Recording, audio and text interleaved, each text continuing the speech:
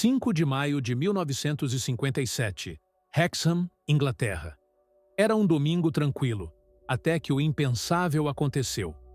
Duas meninas caminhavam alegremente pela rua, voltando da igreja com uma amiga. Joana, de 11 anos, segurava a mão da pequena Jaqueline, de apenas 6 anos. Elas não sabiam que estavam vivendo seus últimos momentos.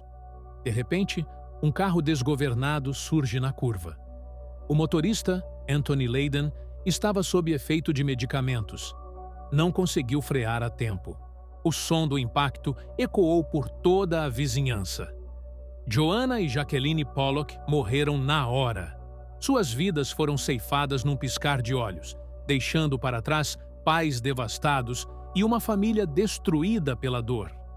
John Pollock, o pai, era um homem religioso que acreditava na reencarnação. Mesmo no auge da tragédia, ele disse algo que chocou a todos: "Minhas filhas vão voltar para mim." Florence, a mãe, pensou que o marido havia enlouquecido de tanto sofrimento. Como alguém poderia acreditar numa coisa dessas? Mas John insistia. "Elas vão renascer nesta família. Eu tenho certeza absoluta." Os meses passaram. A dor era insuportável. A casa ficou vazia, silenciosa. Mas então, algo impossível começou a acontecer. Florence descobriu que estava grávida. E não era uma gravidez comum. Os médicos confirmaram. Ela esperava gêmeas. John sorriu pela primeira vez desde a tragédia. Para ele, aquilo era a prova que precisava. Mas o que aconteceu no nascimento dessas gêmeas foi tão chocante que mudou para sempre a forma como enxergamos a vida e a morte. 4 de outubro de 1958. Florence Pollock entra em trabalho de parto. John espera ansioso do lado de fora da sala, com o coração acelerado. Ele tinha certeza de que suas filhas estavam voltando, mas nada poderia prepará-lo para o que estava por vir. Às 10 horas da manhã, nascem duas meninas gêmeas idênticas. Os médicos ficam confusos. Sendo gêmeas idênticas, elas deveriam ser exatamente iguais, mas não eram. Jennifer, a caçula, nasceu com uma marca de nascença na testa, exatamente no mesmo lugar onde Jacqueline tinha uma cicatriz de uma queda. Mas isso não era tudo. Ela também tinha uma marca na cintura, idêntica à que Jacqueline possuía. Os médicos não conseguiam explicar. Gêmeas idênticas com marcas diferentes? Isso era cientificamente impossível. Mas para John, aquilo era a confirmação divina. Gillian, a mais velha, nasceu sem nenhuma marca, assim como Joana. Até os temperamentos eram diferentes, embora fossem gêmeas idênticas. Jennifer era mais tímida e cautelosa, como Jacqueline. Gillian era corajosa e protetora, exatamente como Joana. Florence ainda resistia à ideia. "São apenas coincidências", ela repetia para si mesma. Mas, conforme os dias passavam, coisas estranhas começaram a acontecer. As bebês choravam quando passavam perto do local do acidente. Elas pareciam reconhecer pessoas que nunca tinham visto antes. Até o jeito de dormir era igual ao das irmãs falecidas. John documentava tudo, cada detalhe, cada comportamento. Ele sabia que estava presenciando algo extraordinário, algo que mudaria a vida de toda a família. Mas o que realmente chocou a todos foi quando as meninas começaram a falar. As primeiras palavras delas foram: quando Jennifer e Gillian completaram 2 anos, algo inacreditável começou a acontecer. Elas começaram a falar sobre coisas que jamais poderiam saber. "Mamãe, onde estão nossos brinquedos?" perguntou Gillian um dia. Florence ficou confusa. "Que brinquedos, querida?" A menina respondeu: "Os brinquedos que a gente tinha antes de ir para o céu." Jennifer apontou para uma foto na parede e disse: "Olha, mamãe, somos nós." Era uma foto de Joana e Jacqueline tirada meses antes do acidente. Como ela poderia saber? A família toda ficou em choque. As gêmeas descreviam detalhes precisos da vida anterior. Elas sabiam onde ficavam os brinquedos guardados no sótão, brinquedos que Florence havia escondido após a tragédia. "Lembra quando a gente foi à escola pela primeira vez?" dizia Gillian para Jennifer. "E quando você machucou a testa naquela pedra?" Jennifer tocava instintivamente sua marca de nascença. Mas o mais assustador aconteceu quando visitaram a casa dos avós. As meninas correram direto para o jardim e encontraram uma boneca enterrada embaixo de uma árvore. Era a boneca favorita de Jacqueline, que ela havia escondido ali meses antes de morrer. "Como vocês sabiam que estava aí?" perguntou a avó, tremendo. "Eu que enterrei", respondeu Jennifer naturalmente. Florence não conseguia mais negar. Aquilo estava além de qualquer explicação lógica. Ela começou a acreditar que suas filhas realmente haviam voltado. Mas havia algo ainda mais perturbador. As meninas começaram a mostrar traumas do acidente. Elas entravam em pânico quando viam um carro se aproximando. Gritavam: "O carro está vindo! O carro está vindo!" A verdade estava se revelando de forma impressionante. Mas o que aconteceu quando elas visitaram a escola onde Joanna e Jacqueline estudavam foi ainda mais chocante. Parte 4. O reconhecimento impossível. 3.000 caracteres. Quando Jennifer e Gillian fizeram 4 anos, John decidiu fazer um teste definitivo. Ele as levou para a escola onde Joanna e Jacqueline estudavam, sem avisar ninguém sobre quem elas eram. O resultado foi de arrepiar. Assim que chegaram ao portão da escola, Jennifer segurou a mão de Gillian e disse: "Lembra da nossa sala de aula?" Elas nunca haviam estado naquela escola antes. Nunca. As gêmeas caminharam pelos corredores como se conhecessem cada centímetro do lugar. Pararam na frente da sala do 3º ano e Jennifer apontou: "Era aqui que eu sentava." Gillian mostrou uma carteira diferente. "E eu ficava ali?" A professora, Mrs. Henderson, que havia dado aulas para as meninas falecidas, ficou pálida. "Meu Deus!" ela murmurou. "Elas sabem exatamente onde Joanna e Jacqueline sentavam." Mas o mais impressionante ainda estava por vir. No pátio, as meninas encontraram uma senhora idosa que trabalhava na cantina. Jennifer correu até ela e gritou: "Tia Mary! Tia Mary!" A mulher quase desmaiou. Era Mary Thompson, que havia trabalhado ali por 30 anos. Joanna e Jacqueline a chamavam carinhosamente de Tia Mary. Mas essa mulher havia se aposentado 2 anos antes, e as gêmeas jamais poderiam tê-la conhecido. "Como você sabe meu nome?" perguntou Mary, tremendo. "Você sempre me dava biscoitos extra", respondeu Jennifer. "E você me deixava ajudar a servir o leite", completou Gillian. Mary confirmou. Aquilo era exatamente o que Joanna e Jacqueline faziam. Detalhes íntimos que só elas sabiam. John documentou tudo. Ele sabia que estava diante de algo extraordinário. Mas Florence ainda tinha dúvidas. "Como podemos ter certeza absoluta?" ela perguntou. A resposta veio de forma devastadora. As meninas começaram a relembrar detalhes do acidente. Jennifer acordava gritando: O carro está vindo!" Gillian a consolava: "Não se preocupe, irmãzinha. Estamos seguras agora." Mas o que aconteceu quando elas visitaram o local exato do acidente foi simplesmente impossível de ignorar. John sabia que precisava fazer o teste final. Contra a vontade de Florence, ele decidiu levar as gêmeas ao local onde Joanna e Jacqueline morreram. Se elas realmente são minhas filhas, ele pensou, vão se lembrar de tudo. 5 de maio de 1962, exatamente 5 anos após a tragédia. John segurava as mãos de Jennifer e Gillian enquanto caminhavam pela rua fatal. As meninas, que até então brincavam alegremente, ficaram subitamente sérias. A apenas 50 metros do local do acidente, Jennifer começou a tremer. "Não quero ir lá, papai", ela implorou. "Por favor, não vamos lá." Gillian, a mais velha, assumiu o papel de protetora. "Está tudo bem, Jenny. Eu estou aqui com você.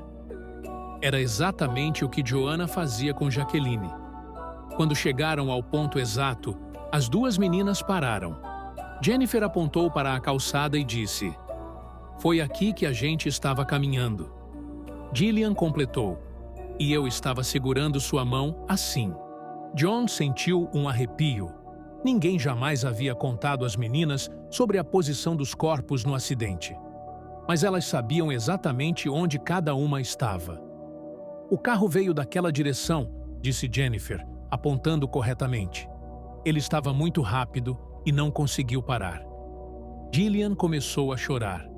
"Eu tentei puxar a Jenny, mas não consegui. Aconteceu muito rápido." Florence, que havia acompanhado a família, não conseguia mais conter as lágrimas. Aqueles detalhes jamais foram compartilhados com ninguém. Apenas a polícia e os paramédicos sabiam que Joanna havia tentado proteger Jacqueline nos últimos segundos. "Doeu muito, papai?" perguntou Jennifer. Não conseguia respirar. "Não, minha filha", respondeu John, abraçando as duas. "Vocês foram para um lugar melhor e agora voltaram para casa." Mas o que aconteceu depois desse dia mudou completamente a dinâmica da família. As meninas começaram a revelar segredos que nem os próprios pais sabiam sobre as filhas falecidas. Após a visita ao local do acidente, Jennifer e Gillian começaram a revelar segredos que nem John nem Florence sabiam sobre suas filhas falecidas. Era como se o trauma tivesse desbloqueado memórias ainda mais profundas. "Mamãe", disse Gillian numa manhã, "você lembra quando a Joanna escondeu o dinheiro da mesada debaixo do colchão?" Florence ficou confusa. "Que dinheiro, querida?" Jennifer completou. "Ela estava economizando para comprar um presente para o seu aniversário. Está numa caixinha azul." Florence correu para o quarto que antes era das meninas, mexeu no colchão e encontrou exatamente o que elas descreveram: uma pequena caixa azul com 2 libras e 50 pence, junto com um bilhete. "Para a mamãe mais especial do mundo." Florence desabou em lágrimas. Aquele era um segredo que Joanna levou para o túmulo, literalmente. "Como vocês sabem disso?" ela perguntou. "Porque eu sou a Joanna", respondeu Gillian naturalmente. "E ela é a Jacqueline." Os casos se multiplicaram. As meninas sabiam sobre uma discussão que Joanna teve com uma amiga na escola, sobre um teste que Jacqueline havia colado, sobre sonhos que elas tinham e jamais contaram para ninguém. "Lembra quando eu sonhei com o vovô?" disse Jennifer. "Ele estava num jardim bonito e disse que estava nos esperando lá." John tremeu. Joanna havia contado exatamente esse sonho para ele, 2 semanas antes do acidente. Era sobre o avô que havia morrido 3 anos antes. Mas o mais impressionante era a relação entre as gêmeas. Elas reproduziam exatamente a dinâmica que Joanna e Jacqueline tinham. Gillian sempre protegia Jennifer, assim como Joanna protegia Jacqueline. Elas brigavam pelas mesmas coisas, gostavam das mesmas brincadeiras, tinham os mesmos medos. "Às vezes eu sinto que estou criando as mesmas filhas 2 vezes", Florence confessou para John. "É reconfortante e assustador ao mesmo tempo." Mas a prova mais definitiva ainda estava por vir. Quando as meninas completaram 5 anos, algo aconteceu que removeu qualquer dúvida restante sobre quem elas realmente eram. Maio de 1963. As gêmeas completaram 5 anos e algo extraordinário estava prestes a acontecer. John havia documentado centenas de casos, mas precisava de uma prova que convencesse até o mais cético dos cientistas. A oportunidade surgiu quando o Dr. Ian Stevenson, psiquiatra da Universidade de Virgínia e especialista em casos de reencarnação, soube da história das irmãs Pollock. Ele veio pessoalmente à Inglaterra investigar o caso. "Vou submetê-las a testes rigorosos", disse Stevenson. "Se elas realmente são Joanna e Jacqueline, vão passar em todos." O primeiro teste foi com objetos pessoais. Stevenson misturou brinquedos das meninas falecidas com outros similares. Sem hesitar, Jennifer pegou exatamente a boneca favorita de Jacqueline. Gillian escolheu o livro que Joanna mais gostava. Coincidência, murmurou Stevenson, anotando tudo. O segundo teste foi mais complexo. Ele mostrou fotos de 20 crianças diferentes, incluindo Joanna e Jacqueline. As gêmeas apontaram imediatamente para as fotos corretas. Essa sou eu antes, disse Gillian. E essa é a Jenny. Stevenson ficou impressionado, mas ainda não estava convencido. Então, ele fez o teste definitivo. Ele levou as meninas para a casa onde Joanna e Jacqueline viveram nos primeiros anos de vida, antes de se mudarem para Hexham. As gêmeas jamais estiveram lá. Nem sabiam que aquela casa existia. O resultado foi devastador para qualquer teoria científica convencional. Jennifer e Gillian correram direto para o quintal e encontraram uma casinha de boneca escondida atrás de uma árvore. "Nossa casinha!" gritaram em coro. "Mamãe, nossa casinha ainda está aqui." A casinha havia sido construída por John anos antes, especialmente para Joanna e Jacqueline. Após a mudança, ela foi esquecida e coberta pela vegetação. Nem Florence se lembrava mais dela. "Como vocês sabiam que estava aí?" perguntou Stevenson. "Porque a gente brincava aqui todo dia", respondeu Jennifer. "Eu era a mamãe e a Gillian era a filha." Dr. Stevenson ficou sem palavras. Ele havia investigado centenas de casos, mas nunca viu evidências tão convincentes. Mas o que aconteceu no final daquele dia o deixou completamente convencido. O momento mais emocionante estava por vir. Dr. Stevenson havia preparado o teste final, o mais rigoroso de todos. Ele trouxe Mary Peterson, uma vizinha que havia sido muito próxima das meninas falecidas, mas que se mudou para outra cidade logo após o acidente. Jennifer e Gillian nunca a tinham visto na vida. Não havia fotos dela em casa, nem qualquer referência. Para todos os efeitos, ela era uma completa estranha. Quando Mary entrou na sala, as duas meninas estavam brincando de costas. Stevenson observava atentamente, pronto para documentar qualquer reação. De repente, Jennifer se virou e gritou: "Tia Mary! Tia Mary!" Ela correu e se jogou nos braços da mulher, como se a conhecesse a vida inteira. Mary começou a chorar. "Meu Deus, como ela sabe quem eu sou?" Gillian se aproximou e disse: "Tia Mary, você ainda faz aqueles biscoitos de chocolate que a gente adorava?" Mary ficou pálida. Ela realmente fazia biscoitos especiais para Joanna e Jacqueline. "Lembra quando você nos levou para ver os patinhos no lago?" continuou Jennifer. "E quando eu caí na água e você me salvou?" Mary confirmou para Stevenson.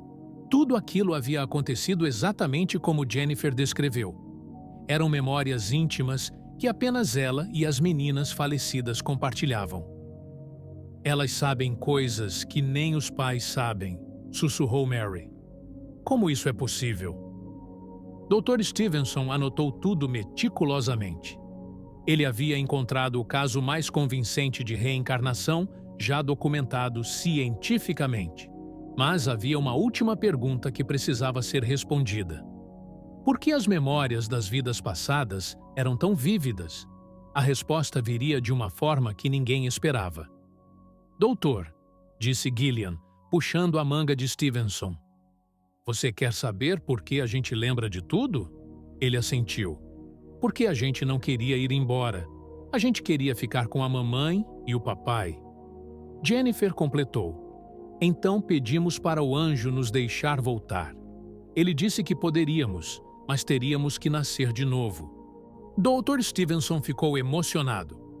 Pela primeira vez em sua carreira, ele estava diante de evidências que desafiavam tudo o que a ciência conhecia sobre vida e morte. Dr. Stevenson publicou o caso das irmãs Pollock em 1966, no seu famoso livro 20 Cases Suggestive of Reincarnation. A história se espalhou pelo mundo inteiro, causando um impacto sem precedentes. Revistas científicas internacionais publicaram artigos sobre o caso. Céticos viajaram da América para investigar pessoalmente. Todos chegaram à mesma conclusão: as evidências eram irrefutáveis. É o caso mais bem documentado de reencarnação da história, declarou o Dr. Stevenson. Não há explicação científica convencional que possa justificar essas evidências. Mas o que realmente importava era o impacto na família Pollock. John finalmente teve sua fé validada. Eu sempre soube que minhas filhas voltariam, ele disse em entrevistas. O amor é mais forte que a morte. Florence, que no início resistiu à ideia, tornou-se uma das maiores defensoras da reencarnação. Eu tenho a sorte de ter criado as mesmas filhas 2 vezes, ela declarou. E agora sei que o amor nunca morre. Mas algo interessante começou a acontecer conforme Jennifer e Gillian cresciam. Por volta dos 7 anos, as memórias das vidas passadas começaram a desaparecer gradualmente. É natural, explicou o Dr. Stevenson. Na maioria dos casos, as memórias se desvanecem quando as crianças desenvolvem suas próprias personalidades e identidades. Jennifer e Gillian começaram a viver suas próprias vidas, criando novas memórias, novos sonhos, mas a conexão especial entre elas permaneceu intacta.